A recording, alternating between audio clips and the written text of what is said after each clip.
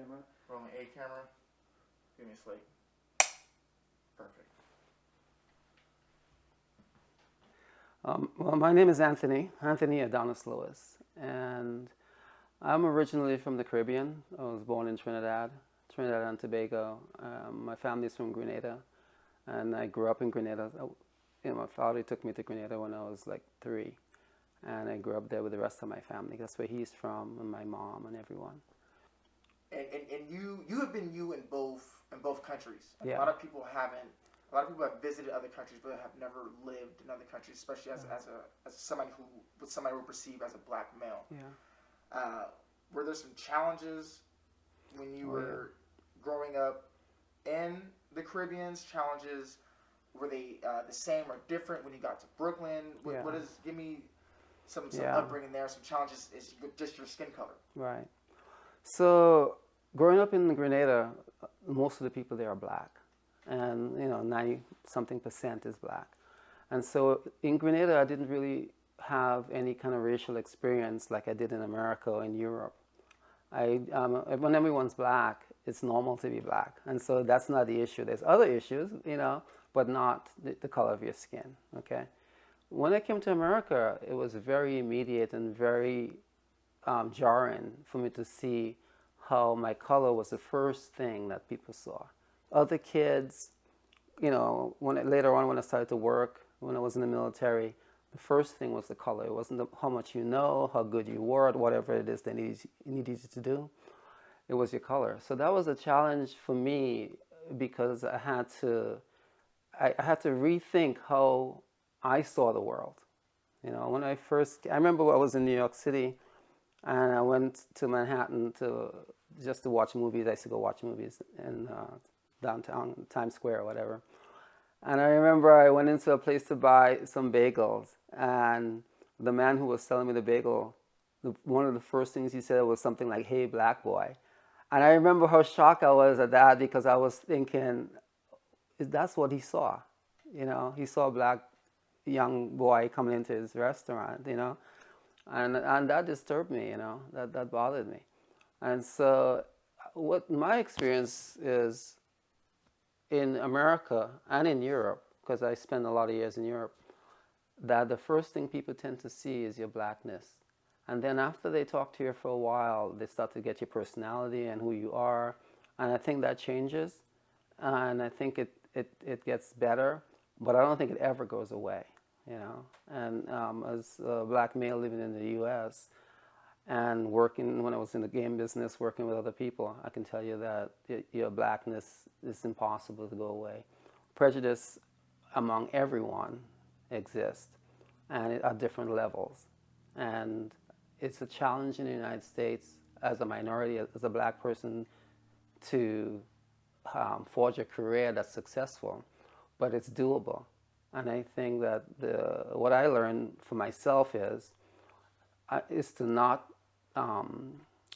stop myself from taking action because I don't want to be criticized, or I don't want to be judged, or I don't want people to think I'm not smart, and all these things. For me, I learned that if I have an idea or if I want to go after a goal, I don't let anything or anyone stop me, and I don't let myself stop me. I think when I was younger, I would be ashamed to let people know how much I didn't know. And so I limited myself, because I didn't want anyone to know I didn't know that, especially growing up in Grenada. The education system at the time wasn't very good. And so when I came to America, I was learning a lot of things for the first time that I felt like I should have known already. And it was a challenge to learn, because I went to high school in New York City, and to not let the other kids know I didn't know that already, And that just continued on as I joined the military, and to get into the Air Force, you have to take all these tests, and the score has to be pretty high. And, I would go into a test and say, okay, you can do this, And just by virtue of taking on the challenge, I noticed that I can make it through it, But my brain prior to that always thinks that I can't, But if I overcome that and take it on, I find out it wasn't as difficult as I imagined. My whole life has been that, a series of, I come up with goals. Like right now I'm doing 40-something paintings that has to do with the Caribbean and the people's ability to survive, okay? And if I would have let my brain say 40 paintings and they're large, how are you going to do this? Then I can't even get started. But if I do it one painting at a time, I notice that it gets done, And so that's like an example of the challenges that I face as a black male in the Western world, trying to do my work, trying to do my computer work, trying to do my paintings, and not allowing myself or others to stop me. So. From the sounds of it, the career that you picked, computer programming and engineering in that field, being in the Air Force, probably the job that you picked in the Air Force, probably seemed like you weren't around a lot of other people who looked like you. Did you ever feel any feelings of loneliness, kind of being isolated like that? What did you do to help get you through those times? So the first thing is I was lucky when I joined the Air Force. I didn't know anything about the military, nothing at all. I took the test. My scores were pretty high on the test. They told me I can join any branch I wanted. I said, well, I have a brother. My brother's older than me. He had already joined the Marines. And he told me I should join the Marines. But then my score came back where they said you can join any branch. He went off to training. He came home. He said, don't join the Marines anymore. If you can join the Air Force, join the Air Force, right? Which is what I did. But I was lucky when I joined the Air Force because they gave me a job. I didn't choose a job. And they're the ones who gave me computers. I didn't understand the importance of it until much later, And, I had to go to tech school and learn about computers. At the time, I didn't even know how to type. But, the military, I knew there was no failure. For me, when I was younger, failure wasn't an option. I just refused to accept the failure. If I took something on, I would take bite-sized pieces out of it until I got it done. Okay, because I couldn't afford to have an excuse of why it didn't work. For me, there wasn't any words that I can come up with that would work as an excuse for why I can, unless I'm died or something. Where did you learn that? Where did you learn that? This is probably my dad. Also my grandmother. My grandmother. I was raised by my grandmother. And she was really a stern person, really strict. So I think mostly from her, actually, when I think about it. Because all the kids that she took care of, she demanded that we behaved a certain way, be responsible in a certain way. And even when she wasn't around, we didn't, we followed her rules, So I think I learned that from her, actually. And so, going back to the question, asking the question, I think I missed it. How did you cope with? Oh, with being the only black person, right. So, okay, you're right. In the military, almost all the time, I'm the black person there. And very rarely, in fact, when I think about it, were there lots of black people around, even though there were a few. Okay, and I worked for a military general, so there was almost never another black person around. Okay, but what happened is, first of all, I was lucky. I had a lot of people around me who wasn't openly racist with me. The racism I experienced was more in the culture than in the military. For me, and I grew up in the Caribbean, okay, and so this might be a little bit interesting for you to get, but what I noticed is in the Caribbean, because you're not growing up with racism, you're not thinking of yourself. I didn't think of myself as lesser because I'm black. That didn't happen until I got to America, okay, and so once I got to America and I saw how black people who actually grew up here in Brooklyn thought about themselves, I didn't understand it at first. I didn't understand why you would stop yourself before somebody else stops you. You understand? And so the way that I cope with it all throughout my life in the military is I never really saw myself first as a black man. I only saw myself as what is it I'm trying to do?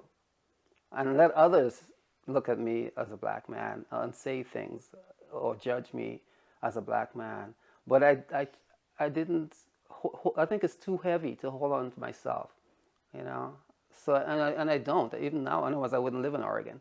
You know, I don't hold on to the fact that I'm a black man living in Oregon. I just look at myself as a man, even though I know the culture out there, my neighbors, people see me as a black man.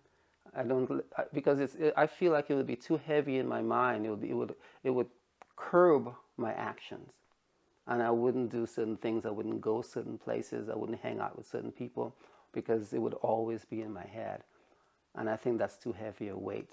You know, we need to not do that, and I didn't grow up with that, so I just leave it alone and let somebody else, you know, carry it. But it's too much for me to carry. I have enough to do already, you know, on my own. So that's heavy. That is heavy because there are. I've caught myself saying certain things like, "Man, I can't do that. I'm black.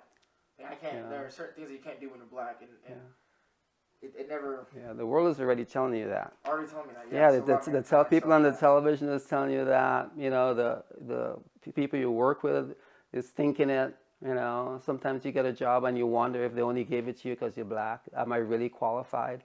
You know, and somewhere in there you have to have enough confidence in yourself. And if you think of it as, like I said, a huge project, a huge deal, it gets heavy, you know. But if you take bites, if you want to learn something, if you want to be, like I tell my kids, if you want to be a scientist, if you think about the end result, it sounds huge, you know. 12 years of college, I already gone to high school, all these things. Why do you have to go for another 12 years, you know? And I say, don't think of the 12 years, think about it every day. You know, you do a little bit, a little bit, a little bit. The 12 years is going to come by anyway. So you might as well end up at the end with something that you want and have an easier life in the future. I really think that young people should work hard when they're young and really, really hard. And don't do easy things, do hard things. Because people there's a lot of people doing easy things out there, okay? And if you're taking the easy route, you'll get somewhere, but you'll get much further if you take the hard route. And in 10, 15, 20 years, you'll have it easier, you know? But if you become a, I don't know, basket weaver or something like that in college, and you get out and you got a college degree, but you can't do anything with it, you know? And I think it's, you know, work hard when you're young so when you get older, you don't have to work so hard. What kind of advice would you give the teenage version of you? The 18-year-old guy of me is what I would go back to. And I would probably say that, at least in my life, don't worry as much as you're worrying because it will always work out. I know this is a crazy thing that I would tell myself because I've noticed that throughout my life, I spend a lot of periods of time worrying about how things will work out, you know, because I have these goals. And then sometimes I hit the goal and I even forget that was the goal because I'm already going on to the next goal, you know. And I think if I can go back, I would tell that guy to calm down a little bit and do the work, but everything is going to always be okay. You know, that way you will enjoy, whenever you hit a milestone, you would enjoy it more. And don't think you have to just immediately push forward, you know, without enjoying that moment. That's probably what I would do. Yeah, for my life anyway. Yeah. Every business that you knew growing up and you're on the island is owned by a black person. Mm-hmm. So all you knew was black ownership. Mm-hmm. Did that inspire you, or did it change any when you got over to here and saw the disproportion of black ownership? Yeah, I know, I understand. Okay, so you're right. In Grenada, black-owned businesses is a normal thing. Whether it's somebody selling something inside the street or someone who owns a hardware store or something like that. In America, I noticed in Brooklyn anyway, there was a lot of, like for instance, corner markets. And it's usually owned by an Asian person or some other race, but usually not a black person. And I wondered about it then. And I think as a young man, my conclusions was wrong, which is I thought that maybe the black people wasn't smart enough to figure out that they can do this or something like that. But now that I'm a lot older, I think I know that the reasons for that is a little bit broader. It's harder to get a loan as a black person. It's harder to get an opportunity to take on a challenge like that. Um, it's harder to find other black people to give you the money. Sometimes, this happens because other family members with a little bit of money can loan you enough money or gather together. There are black-owned businesses in New York City and other places, okay? It's not as popular maybe or not as openly visible as, let's say, a corner store or something like that. I think that I personally wish there was more black people helping each other. I wish there was more community supporting each other, if it's not with money to start a business, with at least with knowledge, on how to get started, how to not be afraid, how to feel, where you can get a support system going. I think because the percentage of black people in America is so small, 12, 13%, that we should be better at this by now. Yeah, but I also understand why it's the way it is. It's hard to break out generationally. If you've got generation after generation of American blacks who've grown up here, it's hard to break out of that cycle. It's very hard, and because I didn't grow up in that cycle, I can say, well, break out of it already. Leave Brooklyn. Why are you still in Brooklyn? If you're in the ghetto or something like that, it's a big country. Why don't you go to Montana or Oregon or something, anywhere? But I understand why it doesn't happen. It's because in our brains, it takes a lot to leave a place with all like people like myself who come from overseas. You leave everything and you come to America looking for a new life. People who are black in New York City who's generational, for them, I think it would be like leaving the Caribbean and going to another state that they know nothing about, where there's almost no black people, and with all the baggage, generational baggage in their brain, and a lot of reality too, because when they get to this new place, they may not get the help that another race might get, and so I think it could be a challenge, for them to do that, and they often don't. I wish they would, but I know they often don't. Do you have any ideas or any thoughts on how somebody could break that generational curse? Be the first one in the family to... Yeah. Okay, so in my family, I was the first one to go to university. And I've been lucky. I've met really good women, older women, Like my grandmother raised me, right? But in New York City, I met a woman named Thelma Brown. And I had a part-time job working for the Department of Investigations in New York City. And she was like the records person. She was the person who ran the whole thing. And she was a black woman. She saw me. I was a messenger, and I did all kinds of things like that. And she took a liking to me. And you know what she did is she talked to me. She would call me over. Whenever I wasn't working, she'd call me over. And she would talk to me, and she would tell me things about what was possible. She introduced me to civil rights. She introduced me to all the things from the 50s, 40s, 60s, 70s about what black people, Malcolm X, and all these people were trying to do and why they were trying to do it.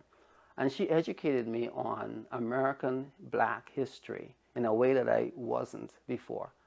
Growing up in the Caribbean, I knew nothing about it. So I would say that if I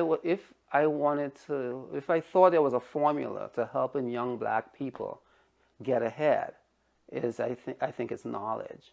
I think the more they know about black history, not just in the United States, but worldwide, the more they might think they can make their lives better or different to what they know around them.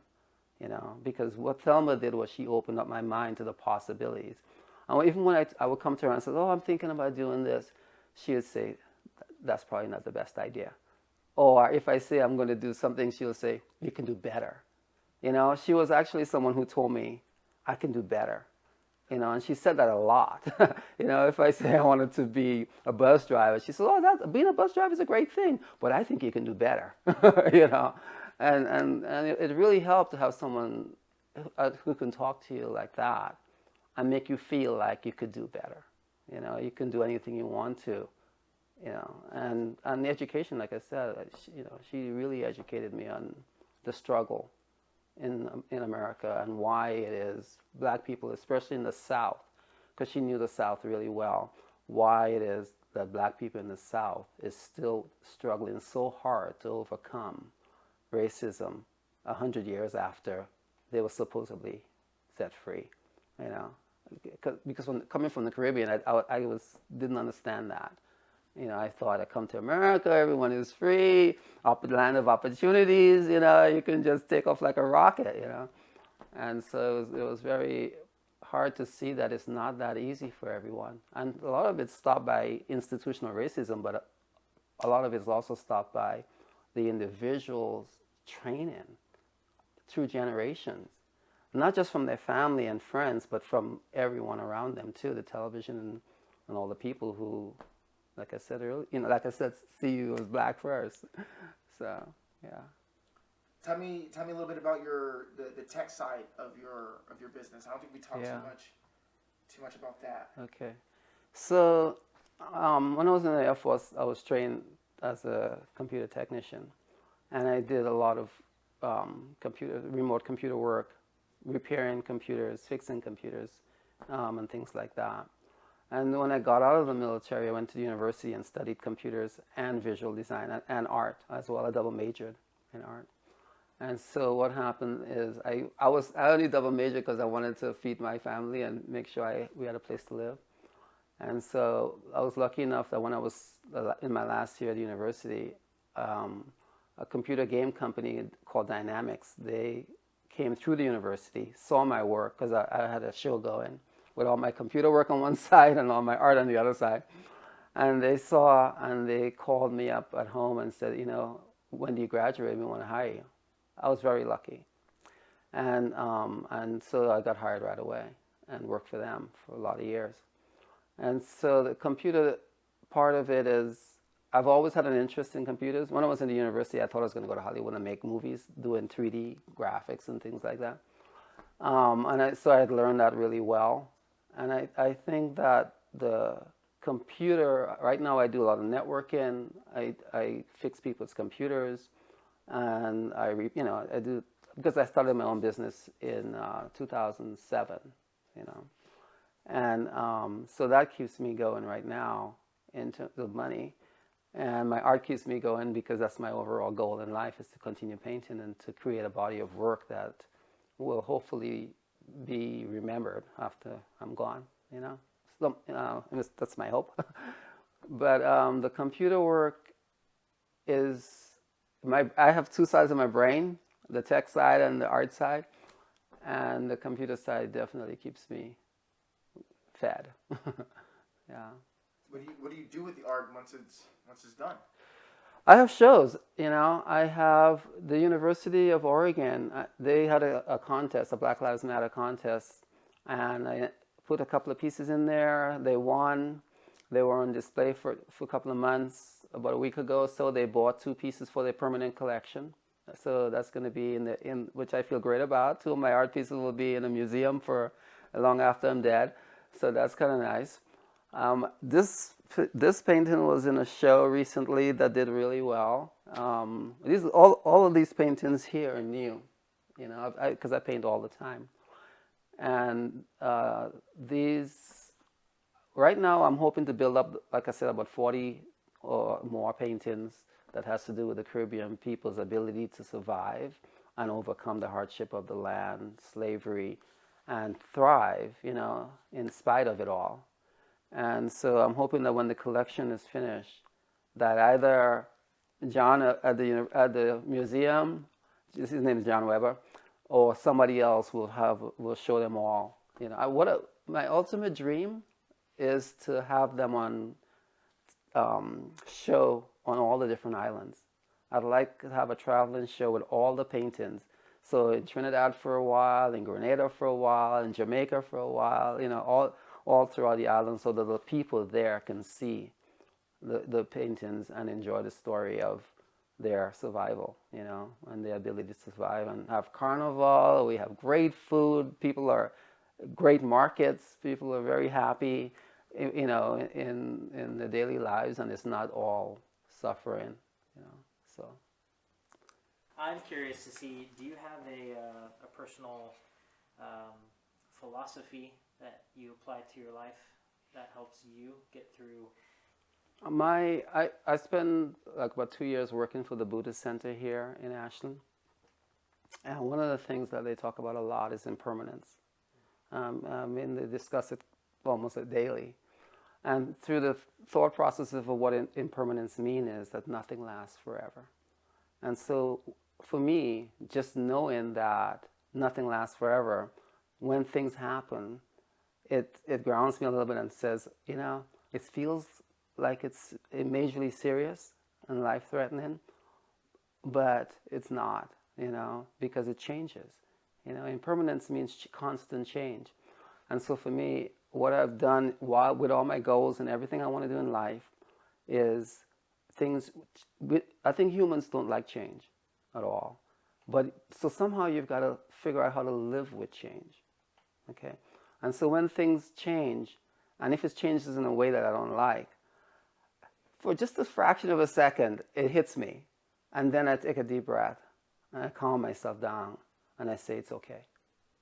You know, and I've noticed that's my practice, okay, is I say it's okay. And then just as time goes by, I notice that it is okay, you know. But every once in a while, for everybody, you're going to have a time in your life where something's going to happen, where it's going to feel really heavy, really serious. And at that point, you have to just calm yourself down and say, it's okay, you know, because impermanence, change is constant, good or bad, you know. And so, you know, when something great is happening, we're all happy, right? When something really sad is going on, people, you know, they feel I feel suffering wants to come in there and stay, and I just say it's okay, to myself, my kids when they're having a hard time, give them a hug and say it's going to be okay, you know, and because things change, everything changes constantly, and to go with that is what I do is I try to accept the change. Okay, I think it's really important that after the initial disappointment, you quickly look at it and accept it and say, okay, this is what's happening now. And once you do that, I think it'll help you get to the next thing you need to do. And sometimes it's nothing. Sometimes you do nothing, you know. But you got to accept what's happening now, the new thing that's happening now, because things are changing constantly. And sometimes we don't want it to do it. We don't want it to change at all. You know, so that's worked for me. You know, it's worked for me in a big way. Whenever I feel really down or something has happened, something goes the way I want, you know, so my knee-jerk reaction is to feel that heaviness, and then I say, okay, it's fine. It'll be okay, because it changes. It constantly changes. You know, so you have to embrace impermanence. So, yeah. That's awesome. Yeah. That was great. That was an amazing answer. Thank you. You're welcome. One of my favorite things I've seen.